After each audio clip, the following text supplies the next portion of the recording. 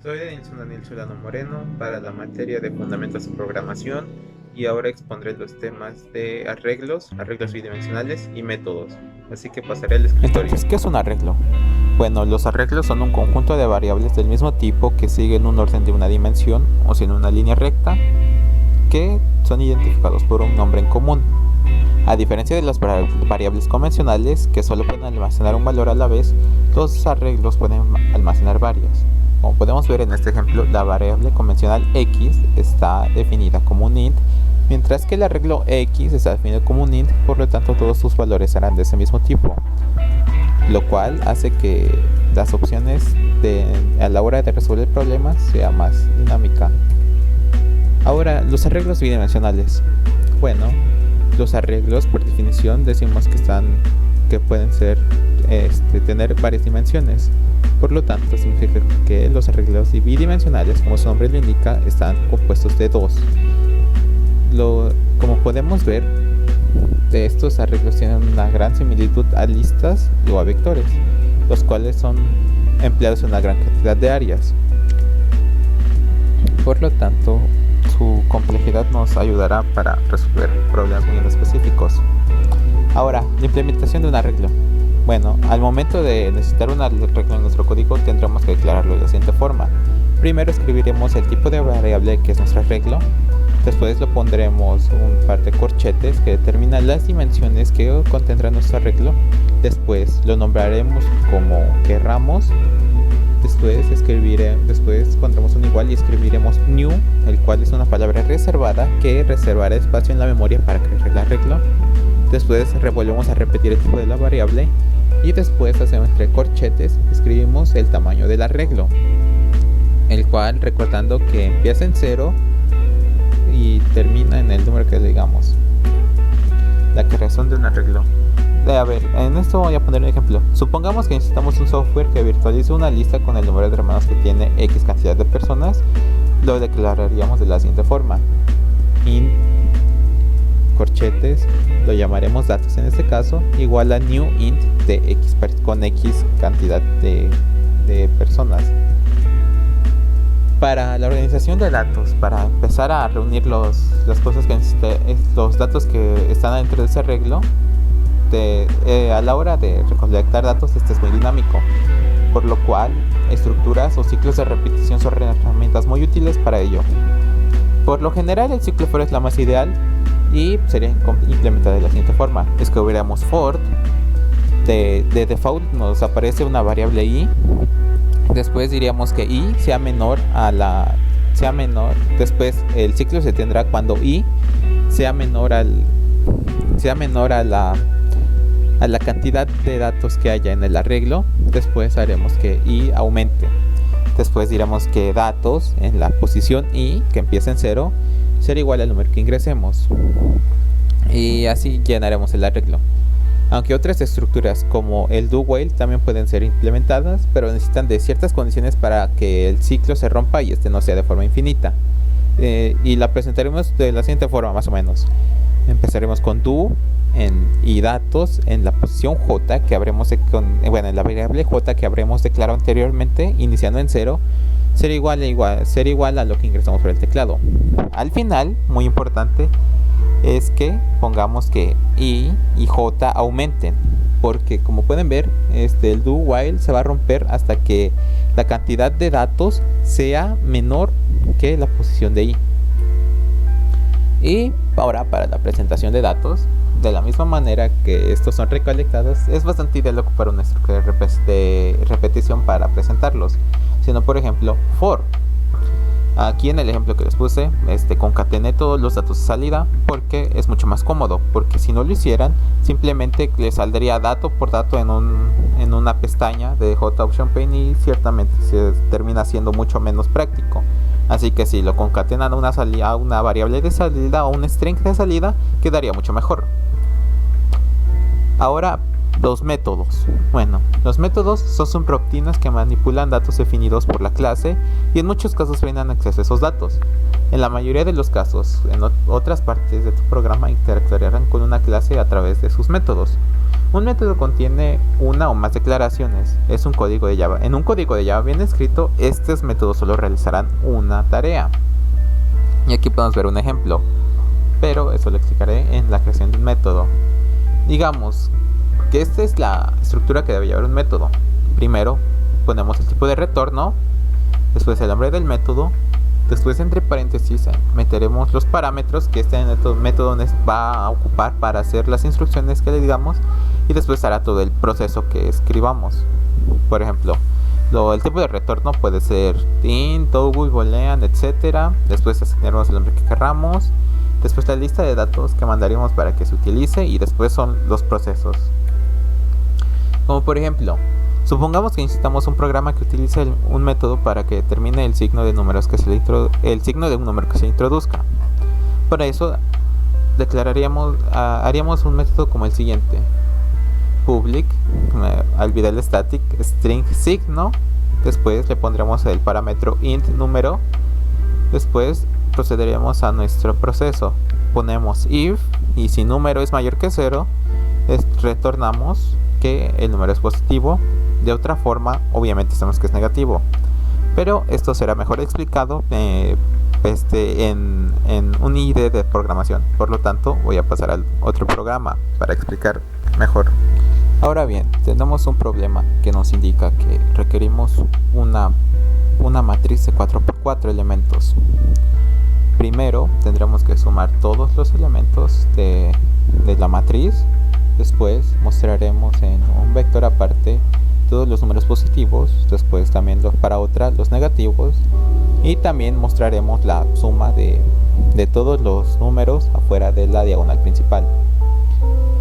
Empezando por este ejemplo, como veremos, primero creamos el arreglo en el de la matriz, el cual en este caso, como podemos ver, está conformado por variables int. Después ocupamos varias variables que nos servirán para las demás cosas que nos pide el problema. Y en lo personal me gusta concatenar al final todas las soluciones para que se muestren en un simple cuadro. Podemos ver la entrada de datos y la solución de problemas. Para empezar a rellenar el arreglo, empezaremos con un ciclo for, y después seguido de inmediatamente otro ciclo for. ¿Por qué es esto? Es muy sencillo. Dado a que esta matriz es bidimensional, necesitamos que todas las filas y las columnas se llenen. Por lo que si simplemente ocupáramos un ciclo for, solo podríamos llenar una columna y al momento de compilar nos marcaría un error. Pero bueno, pasando de eso, decimos que la matriz en la posición I y J será igual a lo que tecleemos, a todo lo que ingresamos por el teclado. Y aquí ponemos una condición para una de las cosas que nos pide. Si la matriz en la posición I, J es mayor a 0, decimos que positivo, que es la variable que yo declaré para las sumas, va a ser igual a positivo más ese número de la matriz. Después, en otra variable que declaré, esta se sumará 1, y esta nos será útil más adelante para la creación del vector que contenga los números positivos. También de otra forma, obviamente si la matriz no es mayor a 0, obviamente va a ser negativa, y por lo tanto hará lo mismo. Los números negativos aumentarán y el número de la matriz y la variable creada para el arreglo de la matriz aumentará también. También al final de este ciclo pondremos la suma total de todos los números, por lo cual suma total sería igual a suma total más el número que ingresamos. Y por cierto, para otra de las condiciones que nos pide nuestro problema, agregamos un if. Aquí este if es muy importante. De aquí dice if si mientras si sea diferente de j a la suma de los números de los números externos de la diagonal principal, se le va a sumar ese número. Ahora a la creación de arreglos. Este paso lo utilicé para crear los arreglos en los cuales se depositarán los números positivos y los negativos. Después procedo al llenado de datos. Primero, de nuevo, igual que lo hicimos, tenemos que vaciar todos los datos que contiene nuestra matriz. Recordando que pues, ya los datos existen y por eso tenemos que emplear los ciclos for para poder leer dato por dato y que no se nos quede ninguno afuera. Así que hacemos lo mismo que al momento de llenarlo. Ponemos los ciclos for y aquí es muy importante. Aquí sí el número, bueno, antes que eso, en la salida, aquí vamos a imprimir todos los números que contenga nuestra matriz. No sé, si está llena de unos, va a imprimir todos los unos, 16 unos para ser exactos. Pero esta parte es importante, porque esta es la parte donde se mostrarán solo los números positivos. Por ejemplo, si hacemos solo la mitad de unos arriba, se mostrarán solo unos y la mitad de abajo se mostrará vacía. Y el else, obviamente, como sabemos que no van a ser positivos, se mostrarán, ahí se guardarán los números negativos. Y ya aquí en lo personal, como siempre, me gusta concatenar todos los datos de salida. Y al final, esta salida es solo para darle un espacio entre los renglones. Entre los renglones, porque si no todo saldría en una sola línea recta y no obtendría la estructura que quisiéramos. Y ya a la salida de datos simplemente ponemos todo y ordenamos cada uno de los datos como los incluimos. Ahora veremos la ejecución del programa. Por ejemplo, podemos ver que nos dice el valor del sector 00. Simplemente en voy a poner un montón de unos hasta que esté llena completamente el arreglo. Y como podemos ver, todos los elementos de la matriz son 1. Todos los elementos. Después tenemos que la suma total de todos los elementos que están dentro de la matriz es 16. Después podemos ver que todos los elementos positivos de la matriz son todos los unos y es igual a 16. Después vemos que todos los elementos negativos de la matriz son ceros, o sea que son nulos y no hacen nada. Y después podemos ver que la suma de todos los elementos fuera de la matriz principal es 12.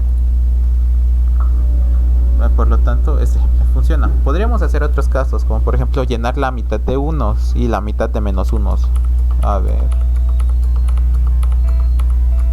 Aquí empezaremos a escribir los menos unos, lo cual es un poco más tardado, ya que esto está un poco separado en el teclado. Y como podemos ver, aquí es la mitad de unos y la mitad de menos unos.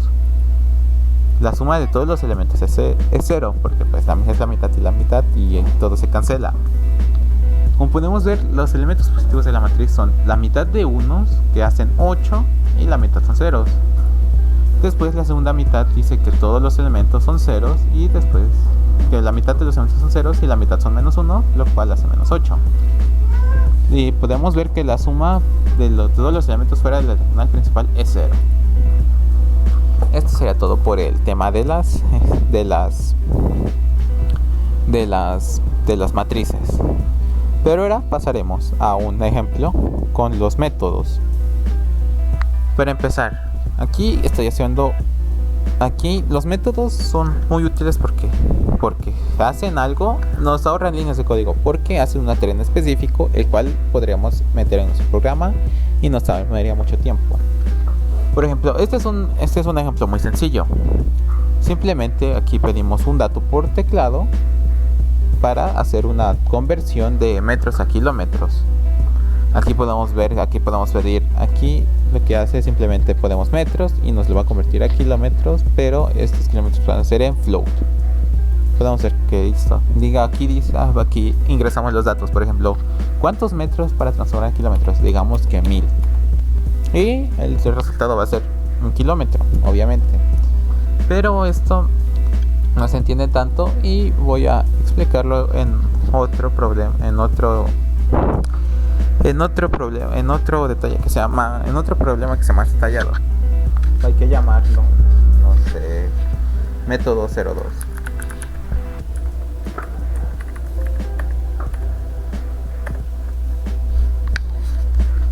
Por ejemplo, se me ocurre hacer un método que nos diga qué hora del día es, dependiendo, ingresando un número en la disposición de 24.000 horas. Lo haríamos de la siguiente forma: hora, declaremos nuestra variable int hora, y después simplemente haríamos el resto no el resto como siguiéramos.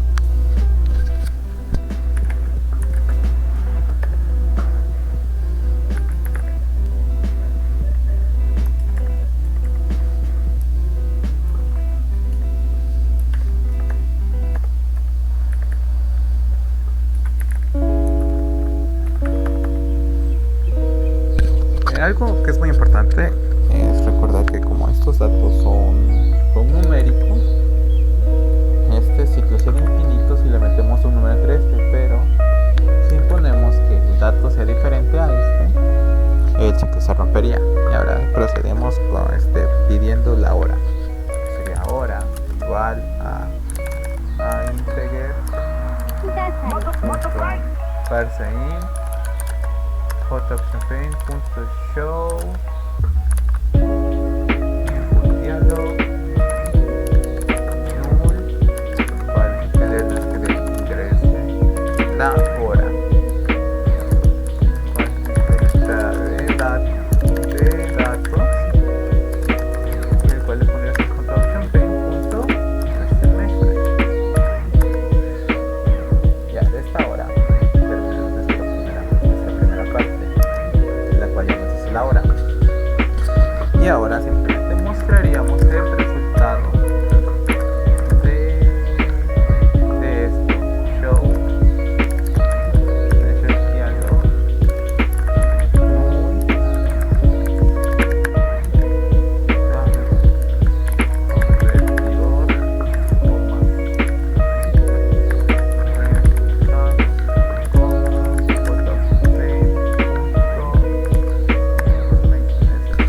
y como podemos ver, aquí nos marca un error porque, como podemos ver, convertir no existe. Y bueno, ahora procederemos a la creación del método. El método debe estar creado en su propio por lo tanto debe estar afuera de toda esta clase. Puede ser tanto al inicio como al final del programa, del algoritmo, pero nosotros lo haremos al inicio. Pondremos primero lo declararemos como public. No me gusta cómo está quedando esto. Porque está aquí, no lo olviden. Public static, diremos que es un string llamado convertidor, que tendrá el parámetro de int hora. Ahora crearemos una variable local, un string llamado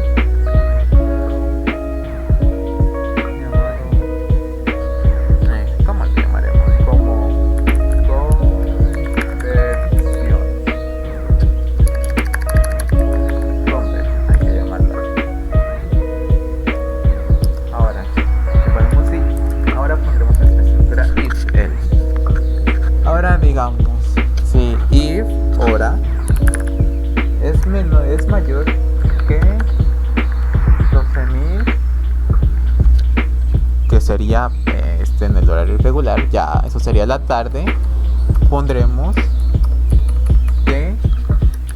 que convert será igual a es de tarde. De otra forma sabremos que convert será igual a es de mañana.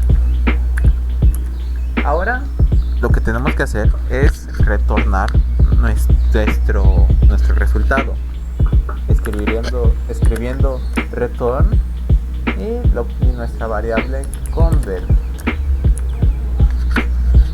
Por ejemplo, olvidando algo, como pueden ver aquí, cuando llamamos a nuestro método nos marca un error, pero es porque olvidamos poner con qué parámetros tiene que regresar esto.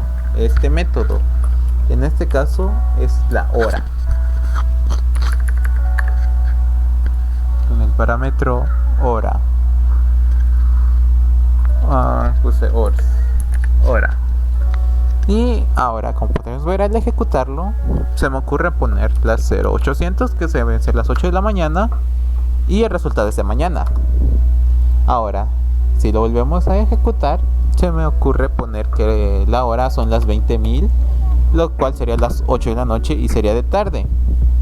O bueno, aquí ya sería cuestión de seguir modificando el algoritmo y ponerle más condiciones.